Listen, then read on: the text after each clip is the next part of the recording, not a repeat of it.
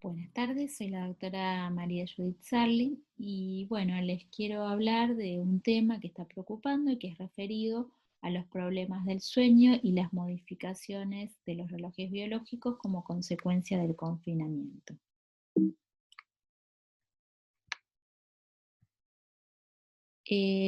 La cronobiología es la ciencia que estudia los ritmos biológicos y los procesos de sincronización que se producen en diferentes niveles, tanto celular, tisular y orgánico, y que se manifiestan en la periodicidad de muchos procesos fisiológicos, en nuestros comportamientos y en nuestras emociones.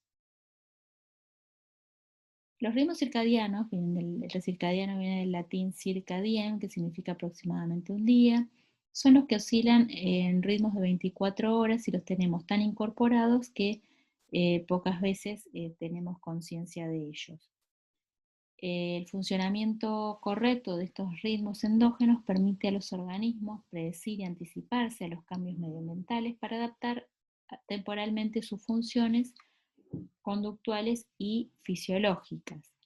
Actualmente se sabe que el reloj hipotalámico es el director de orquesta de numerosos relojes y osciladores que son proteínas específicas que se encuentran en el cerebro, en tejidos periféricos y en el sistema inmune. La estructura básica del sistema circadiano consta de tres componentes principales.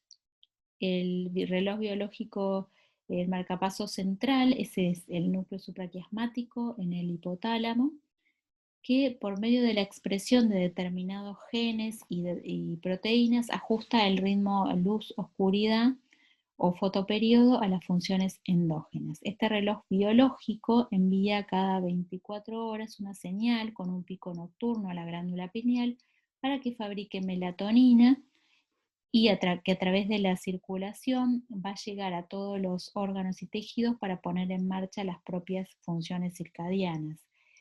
Este reloj controla la mayor parte de nuestras funciones, por ejemplo, la vigilia y descanso, la temperatura corporal, tanto central como periférica, y la secreción de hormonas como cortisol, melatonina, la actividad de neurotransmisores cerebrales y ritmos metabólicos. Tenemos las vías de entrada que, el reloj tiene que recibir la luz, cuanto más y mejor si es por la mañana, y que se vaya reduciendo a lo largo del día. A medida que la luz se reduce por la tarde, el reloj va a poner en marcha distintos mecanismos para inducir el sueño, como son la producción de melatonina y la disminución de la temperatura corporal. Existen otros sincronizadores como son el horario de la alimentación, sobre todo el horario de la comida, de las comidas, el ejercicio físico y también los contactos sociales. Las señales de salida desde el núcleo supraquiasmático transmiten la información a regiones del cerebro que participan en la regulación del comportamiento y proyecta axones a diversas regiones del hipotálamo, al área preóptica, al cerebro anterior y al tálamo. A su vez, dentro del hipotálamo también hay que considerar que las conexiones directas con otras regiones, neuronas neuroendocrinas, como son las productoras de la hormona liberadora de gonadotrofinas, modulando así el ciclo reproductivo. Y con neuronas autónomas que transmiten la señal del reloj a distintos órganos, tejidos como el hígado, páncreas, glándulas endocrinas como los testículos, tejido adiposo, glándula suprarrenal, y que a su vez van a ejercer un feedback sobre el núcleo supraquiasmático. Además hay otros osciladores autónomos en diversos tejidos centrales como la retina, el bulbo olfatorio y periféricos como hígado, corazón y riñón. A nivel molecular, eh, todo lo que sucede a nivel celular se va a reflejar en la periodicidad circadiana de muchos procesos fisiológicos. En la célula encontramos un pool de genes reloj. Tenemos los activadores, el BMAL y el CLOCK, y los inhibidores, que son el PER y el CRI. Los genes activadores expresan proteínas dimerizadas que se unen a los genes inhibidores, activándolos, y estos a su vez van a sintetizar proteínas que regulan o la expresión de los genes activadores. O sea que es un baile de retroalimentación positiva y negativa que al final se reflejará en que las proteínas de la expresión de estos genes tienen una periodicidad que va en torno a las 24 horas. Se acepta en la actualidad que entre un 10 y un 30% del genoma humano queda bajo el control de relojes circadianos moleculares. ¿Qué es la cronodisrupción entonces? La cronodisrupción es la interrupción o desincronización interna del sistema circadiano, cuando se desacoplan estos relojes periféricos respecto al central o cuando los ritmos del individuo se pierden o se aplanan. En este caso, el confinamiento, estamos en casa, no tenemos generalmente luz natural, a menos que uno salga al balcón o al patio, y a su vez pues se sigue en el interior de la casa, por la tarde se encienden las luces, se quedan viendo tele hasta tarde, esto provoca un exceso de luz, con lo que el reloj biológico no es capaz de poner en marcha adecuadamente las señales para inducir el sueño. Además, todo esto empeora si nos acostamos tarde, nos levantamos tarde, desayunamos tarde. Es posible además que se coma más tarde o entre horas. Y esta alteración del ritmo diario de alimentación a su vez va a dar señales anómalas al reloj biológico. Además, los hábitos, hábitos sociales fuera del confinamiento, como son la reducción del tiempo del sueño y la contaminación lumínica por la televisión, celulares, pantallas de computadora, también el tema del jet lag, el trabajo por turnos, el elevado consumo de snacks, ya que los hidratos de carbono modifican normalmente algunas proteínas del reloj biológico, indicándole la hora de la comida para poner en marcha mecanismos de todo tipo, incluyendo enzimáticos, para procesar adecuadamente dichos nutrientes. Se calcula que tenemos una deuda de sueño entre 1 hora y media a 2 horas diarias. Esto quiere decir que en vez de dormir 7 u 8 horas, estamos durmiendo mucho menos. ¿Cómo puede afectar todo esto a nuestra salud? Bueno, esto nos va a llevar a patologías más severas como el estrés oxidativo, inflamación y consecuentemente trastornos hormonales, alteraciones metabólicas, incluyendo el síndrome metabólico, diabetes, enfermedades neurogenerativas, y actualmente también se está hablando de las crisis estacionales de la esclerosis múltiple. Nuestro reloj biológico coordina o controla la actividad, los ritmos de actividad del sistema inmunitario, de los sistemas antioxidantes y de la función mitocondrial.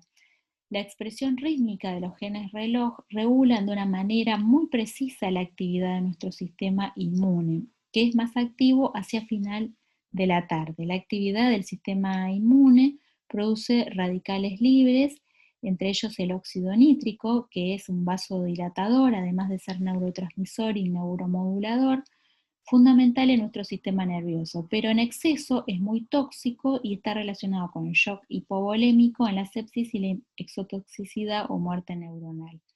Además tenemos los radicales de oxígeno, entre ellos el anión superóxido, que reacciona ávidamente con el óxido nítrico y va a producir los peroxinitritos, que son extremadamente tóxicos, responsables de daño inflamatorio irreversible de proteínas y ácidos nucleicos. El sistema antioxidante para protegernos, está para protegernos de estos radicales libres, tanto de oxígeno como de nitrógeno, y la actividad está también regulada rítmicamente por el reloj biológico y por lo tanto sigue un ritmo circadiano típico. La mitocondria trabaja consumiendo oxígeno, parte de ese oxígeno se transforma en el anión superóxido, que es eliminado por el sistema antioxidante mitocondrial para evitar que se acumule y se dañe. Pero cuando la mitocondria funciona mal, este radical se produce en exceso y va a dar lugar a va a reaccionar con el óxido nítrico produciendo estos peroxinitritos que comentábamos antes. Cuando estos sistemas se desajustan, se produce un estado de estrés oxidativo nitrosativo que va a llevar a un daño en el organismo. En condiciones normales, si la actividad del sistema inmunitario hace que formemos más óxido nítrico, por lo tanto del anión superóxido, por la tarde o noche, para prevenir la formación de peroxinitritos, se debe activar el sistema antioxidante. Cuando estos sistemas se desajustan, se va a producir un estado de estrés oxidativo nitrosativo que va a conllevar a un grave daño en el organismo. Si lo comparamos con la melatonina, vemos que hay una coincidencia perfecta entre estos dos ritmos. Es decir, el reloj biológico está manteniendo sincronizados los ritmos de actividad inmunitaria y la actividad antioxidante para a su vez controlar la producción de radicales libres. Pero si hay una situación de estrés oxidativo, o sea, como que es acá como vemos en las líneas rojas, va a haber un desajuste de todos estos sistemas, aumentando la generación de radicales libres y va a bajar la capacidad de defensa antioxidante. El resultado va a ser un estado de estrés oxidativo nitrosativo que va a llevar a graves daños para el organismo. También en este caso, bueno, la curva, como dijimos, de la melatonina también va a estar más baja en el caso de la cronodisrupción. Entonces, ¿qué sucede cuando hay un cronodisrupción? Primero se empieza por una alteración del ritmo del sueño, pero después viene la alteración de los otros ritmos. Se produce una desincronización entre productos de radicales libres y de antioxidantes, aumentando los radicales libres. Este exceso de radicales va a dañar también las mitocondrias, que tampoco van a funcionar adecuadamente y generan más radicales libres que dañan su función. Entonces, las mitocondrias no proporcionan energía suficiente para metabolizar los nutrientes, lo que hace que estos tiendan a almacenarse en forma de grasa y esto va a llevar a un aumento de peso, aumento de resistencia a la insulina, con el consecuente aumento de glucemia, o sea, diabetes, disfunción endotelial, favoreciendo el desarrollo también de enfermedades neurodegenerativas, por ejemplo, como el Alzheimer y Parkinson.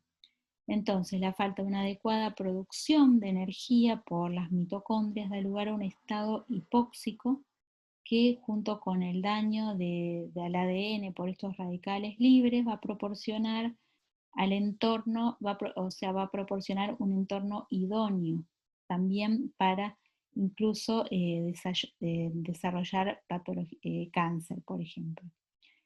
Si tenemos en cuenta que entre el 10 y 30% de todo el genoma de la célula está controlado por este reloj circadiano, entonces podemos entender perfectamente que esta alteración de esta maquinaria podría afectar la organización temporal de diferentes funciones que tienen lugar en la célula y bueno, esto va a generar diferentes patologías.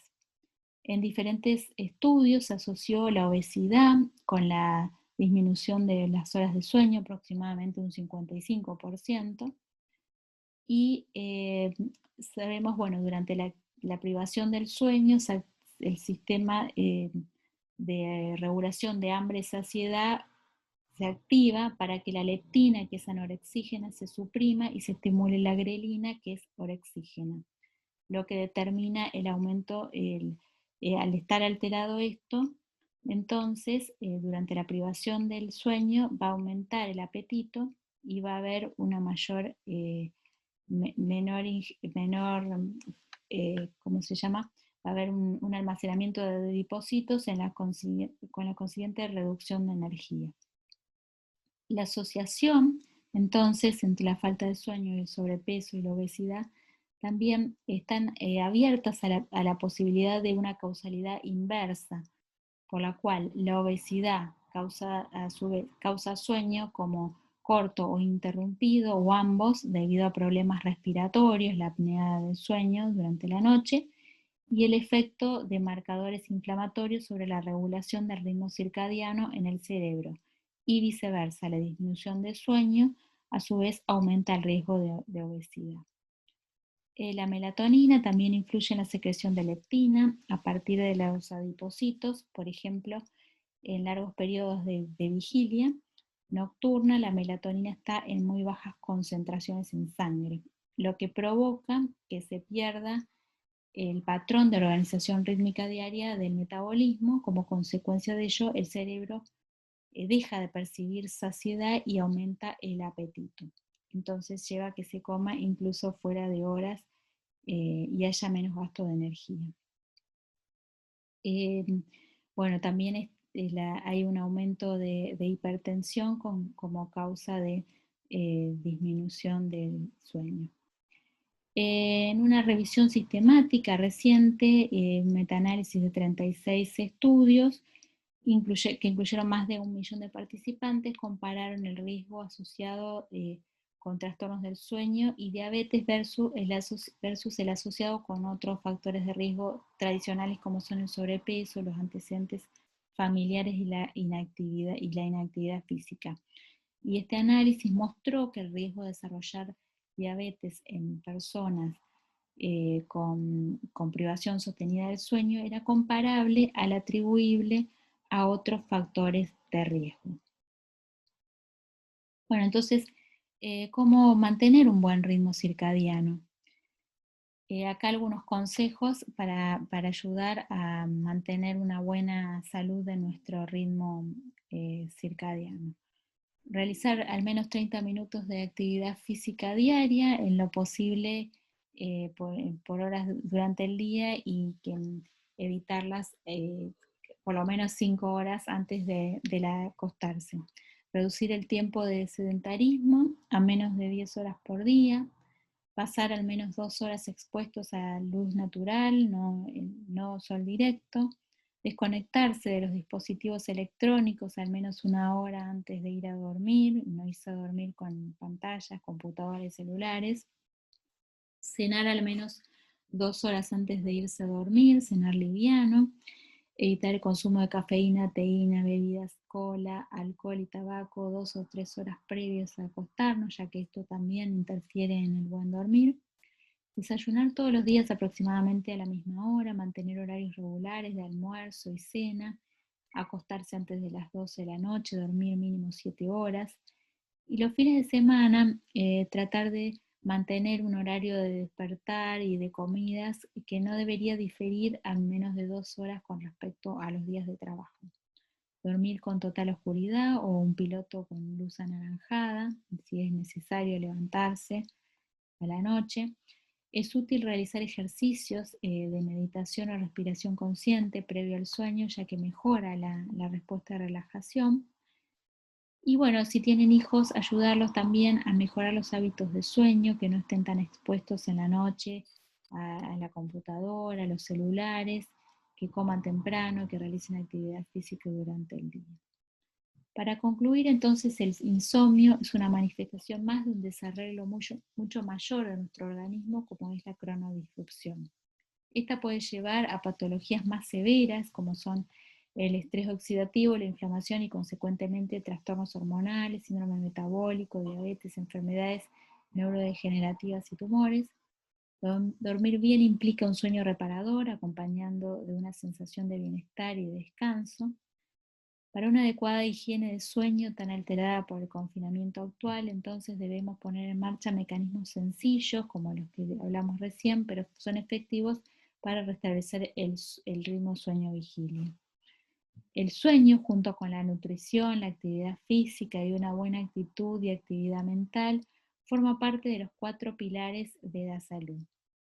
Cuidando estos aspectos, posiblemente entonces no vamos a conseguir evitar todas las enfermedades, pero sí mejorar la calidad de vida y reducir el riesgo de dependencia durante los últimos años de vida.